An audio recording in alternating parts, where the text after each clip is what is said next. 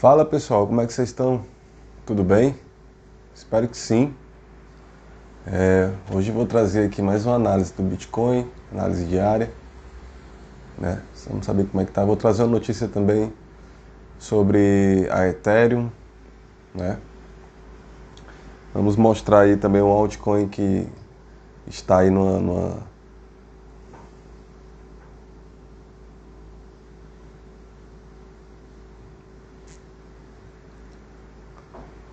Fala pessoal, tudo bem? Como é que vocês estão? Espero que todos estejam bem. Sejam bem-vindos a mais um vídeo do canal. Hoje a gente vai estar trazendo uma análise de Bitcoin, vamos mostrar também como que anda o gráfico da Ethereum, né?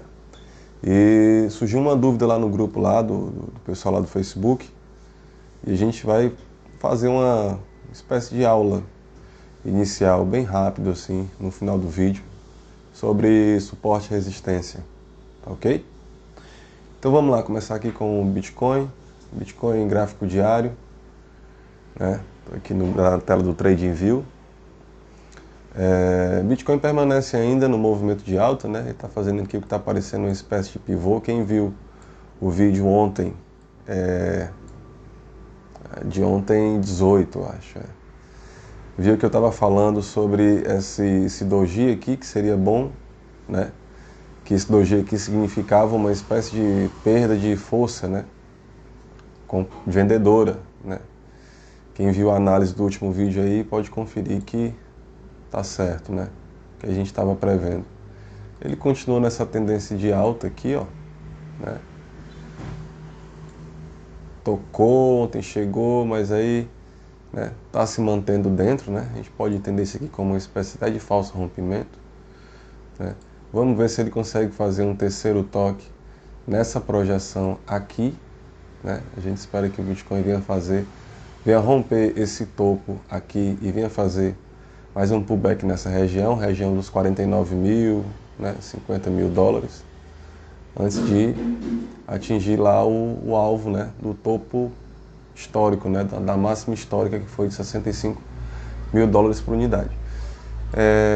Ele continua também acima da média de 8, né? Se vocês observarem aqui, a média de 8 semanal, ele ainda continua por cima, né? Estourou a tampa aqui, fez um pullback na média e a média está aqui apontando para cima, né? Caso a média continue fazendo esse movimento de alta, pode ser que a gente tenha aí um pullback mais exato nessa região dos 49 a 50 mil dólares por unidade, que faz confluência aqui, pessoal, com esse fundo, tá? Esse fundo aqui é um fundo muito importante aqui, ó. Não sei se vocês conseguem observar, certo? Mas essa região aqui é uma região muito importante.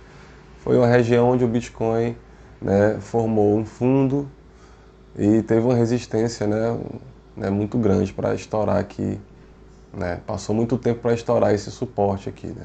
Só conseguiu estourar quando ele veio abaixo da média de 8 semanal. Aqui também veio abaixo, mas aí no outro dia já teve uma reversão de preço aqui enorme, né? Uma espécie de acumulação, rompeu a média de 8 e foi queda infinita, certo? Mas por enquanto ele se mantém acima da média de 8, eu permaneço comprado em Bitcoin, né?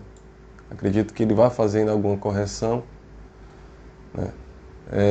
Se a gente traçar aqui uma Fibonacci a partir do fundo, não é, do último fundo que ele fez até o topo recente, a gente vai ver que ele está fazendo aí uma espécie de acumulação aqui na zona 0, né, e na zona 23 da Fibonacci, né? A média 38, a média de 8 semanal está apontando para 0,38 da Fibo, então pode ser, né, se de repente essa média começar a andar aqui de lado, pode ser que o Bitcoin venha fazer uma correção aqui nessa região aqui de 0,38 da Fibo, que seria mais ou menos ali na casa dos 41 mil dólares, né? E seria uma região bem interessante, pessoal, porque se você traçar uma linha aqui, você vai ver que essa região de 0,38 da Fibonacci, aqui no gráfico diário do Bitcoin, serve como uma espécie de resistência, né, desse bloco aqui que foi acumulado e ele não conseguiu ultrapassar esse preço, né? Ele caiu, só veio conseguir ultrapassar aqui e agora nessa alta que a gente teve, né? Então a gente tem meio que aqui um rompimento de bloco, né? Aqui ele rompeu e continuou a tendência e aqui ele está rompendo e está continuando também. Então pode ser que ele faça um pullback nessa 0,38, porque automaticamente ele vai estar fazendo um pullback na zona de acumulação desse retângulo aqui, certo? Então estou muito bullish aí com o Bitcoin, acredito que ele vai continuar nessa tendência de alta, não acredito que ele vá mudar a tendência agora, né? O RSI também está apontando aqui acima da zona de 50%, se você observar o RSI, ele está acima da zona de 50%, então isso é bom, né? Ele está aqui querendo romper a zona, já rompeu a zona dos 60, né? Essa zona aqui dos 60 e 40, pessoal, no RSI é muito importante, né? Quando ele rompe os 60, a gente acredita que o preço vai continuar a tendência de alta, né? Rompeu o 40, tendência de baixa, certo? E agora a gente vai dar uma olhada aqui rapidinho no gráfico da Ethereum, né? Lembrando que os gráficos, as criptomoedas, né, elas seguem o gráfico do BTC, né? O gráfico do BTC é predominante, né? A gente sabe disso que ele influencia em todas as criptos, né? Ele continua também em tendência de alta, aqui acima da média de 8 semanal. Provavelmente vai querer tentar fazer pullback. Aqui tentou fazer, mas não chegou nem próximo, né? Então pode ser que Ethereum aí venha fazer uma espécie de, né, de pullback ainda nessa média, né? Ele também está acima da região de 50% no RSI, certo? Se você observar que Ethereum também está em alta. Se a gente for traçar uma Fibonacci aqui desse fundo até em cima, a gente vê que ele está tocando a região de 0,23, né?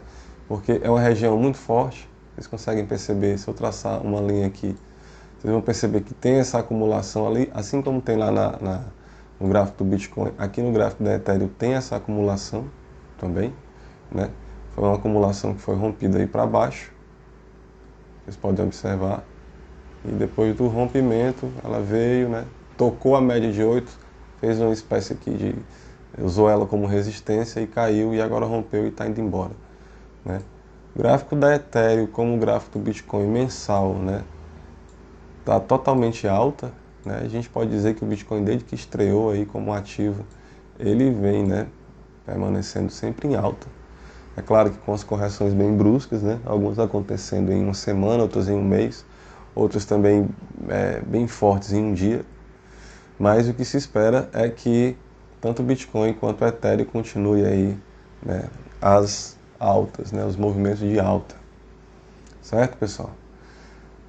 Eu abri aqui o dado da VeChain, não sei se vocês conhecem, é uma altcoin, né? Ela está no ranking de número 22, né, no ranking da CoinMarketCap.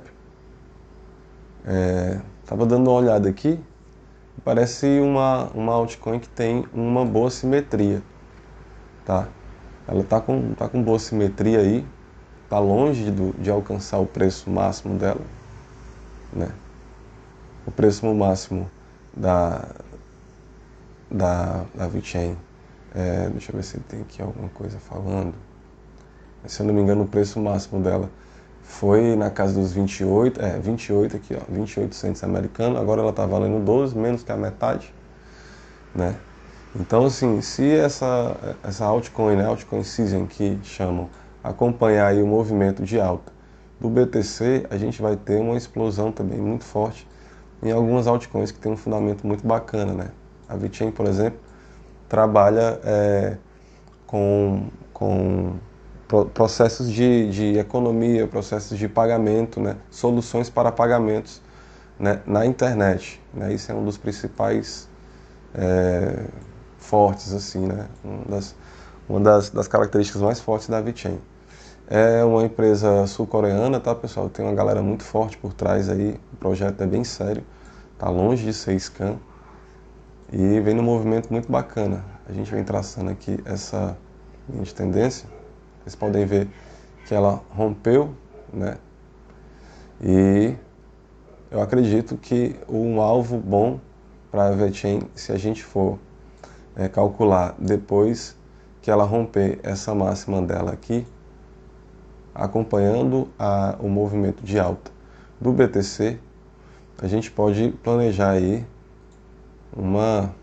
fazendo um pullback nessa região, uma alta de 43, o que vai levar a VeChain aí pelo menos até os 50 centavos, né? A gente sempre dobra. Então, para a galera que está confiante nesses projetos, principalmente nessas altcoins que são baratas, né? E tem um preço ainda bem acessível, né? Para quem quer ter. Não que o Bitcoin não seja, né? Você pode comprar fração de Bitcoin, de Ethereum, do que for.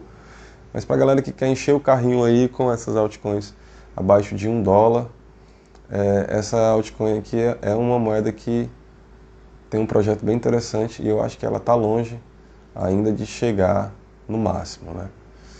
Tem uma simetria muito boa, ela pode fazer 5x o valor dela, né? O que levaria ela a $1, né? Se a VeChain, quando estourar o topo histórico dela, chegar a $1, ela vai ter uma valorização no mínimo de 265%, né? E isso pode ser bem rápido, tá, pessoal? Dependendo das atualizações. Se não me engano, ela é um protocolo que roda na blockchain da Ethereum, tá? Depois eu vou dar uma olhada, vocês podem dar uma olhada no site, entrando aqui na página da CoinMarketCap, você pode visitar o website, tá, pessoal? Aqui você pode ver a comunidade, é bem bacana, né? É www.vchain.org, certo? Bem bacana. Vou traduzir aqui em português para dar uma facilitada.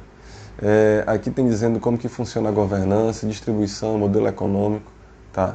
E a parte interessada, pessoal, a parte mais interessante é isso, é que os próprios desenvolvedores, né, do ecossistema se beneficiam através do projeto, né? Depois vocês dão uma olhada com mais calma aqui. O site é o vchain.org. O comitê de direção é um pessoal bem sério, né, como eu falei para vocês. Ela é uma empresa da Coreia do Sul, né? Então acho que vale a pena depois vocês darem uma pesquisada nesse projeto. Beleza? Agora, pessoal, para encerrar, a gente vai dar aqui uma aula, não é uma aula, é mais uma espécie de adendo, né? Porque surgiu uma dúvida lá no grupo do Facebook, né? O pessoal falando sobre suporte e resistência. E, claro, a gente sabe que sempre tem pessoas chegando, assim como tem pessoas também saindo do mercado, né? E nada melhor do que a gente passar a informação correta para elas, né? Então a gente vai dar aqui uma espécie de aula rápida sobre suporte e resistência, tá? Eu vou usar aqui o gráfico câmbio, tá? Mas isso você pode também aplicar no gráfico de criptomoedas ou de soja, de commodities, o que você quiser. EURUSD, gráfico de um dia, né? Isso quer dizer que cada velinha dessa corresponde a um dia, tá, pessoal? Vai ser bem básico mesmo para o pessoal acompanhar as análises aí, né? Ficar mais por dentro do que está acontecendo. E o que é que a gente chama de suporte e resistência?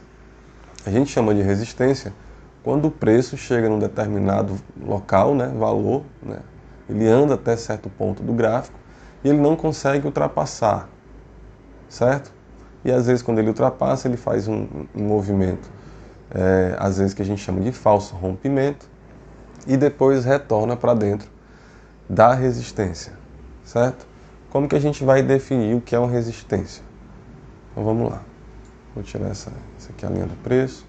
A gente vem aqui do lado, pessoal, pega essa ferramenta, linha horizontal, e percebam o seguinte.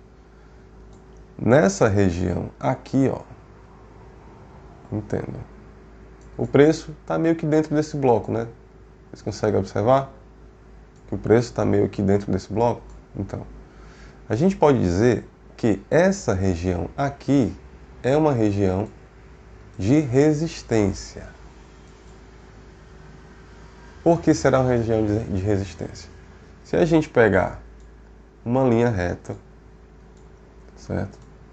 E traçar nesse ponto uma linha horizontal, a gente vai ver o que, pessoal? A gente vai ver que o preço veio, né? Subiu aqui, fez um pivô aqui, subiu, mas teve uma dificuldade de ultrapassar essa linha, tá? Ele resistiu para passar, certo? Ele veio, tocou, né? Deixou aqui espécie de ruído e voltou e não conseguiu mais tocar. Quando ele tocou, ele rompeu, passou acima da linha. Então ele rompeu a resistência. O preço foi lá e veio voltando, corrigindo, certo? Quando ele chega aqui, ele encontra a mesma linha que atrás, para ele, era uma resistência, só que agora vai ser uma espécie de suporte. Ele rompe e ele não consegue tão cedo, pelo menos aí por 92 dias, ele não consegue ultrapassar essa linha azul, que ele levou também 117 dias para ultrapassar e não conseguiu. O que era uma resistência, pessoal, virou um suporte, certo? Vou dar outro exemplo de suporte, já que vocês sabem o que é resistência. Por exemplo, o preço veio aqui, ó, desde esse dia, né? E não conseguiu romper essa região aqui embaixo. Estão vendo? O preço não conseguiu romper essa região. Então, isso aqui eu chamo de suporte, certo? Eu chamo de suporte. Eu pego a mesma linha que eu usei para resistência e traço aqui, certo? Então o preço veio, tocou, não conseguiu romper, foi, não veio, não conseguiu tocar e agora está tentando fazer o toque aqui de novo, pela terceira vez, certo? Outro exemplo de suporte que a gente pode considerar aqui é um suporte. O preço veio, não conseguiu romper essa região, rompeu aqui, mas retornou, passou depois muito tempo em cima, né? Passou vários dias em cima, 30 dias mais ou menos em cima, sem conseguir romper o suporte, né? Rompeu, tocou lá em cima, foi, tocou agora de novo e rompeu ontem. E está com esse candle aqui, diário, abaixo dele. O que é que vocês conseguem observar agora com essas duas linhas? Antes eu vou fazer o seguinte, eu vou encontrar aqui outra espécie de resistência. Parte de cima, pessoal, prestem atenção. Aqui. Observem que é o seguinte, o preço ele veio, ele rompe, aí ele passa aqui mais ou menos uns 10 dias. Aqui. Ele passa 41 dias sem conseguir romper essa resistência. Vou colocar resistência vermelha para identificar, certo? Observem, aqui são duas resistências. Uma dessa região aqui, né, que vira e mexe o preço, encontra uma dificuldade de passar, e outra essa aqui. E essas duas de baixo. O que é que isso quer dizer, pessoal? O que eu quero dizer para você é que é o seguinte, que suporte e resistência não são linhas. Suporte e resistência, pessoal, são zonas, certo? São zonas.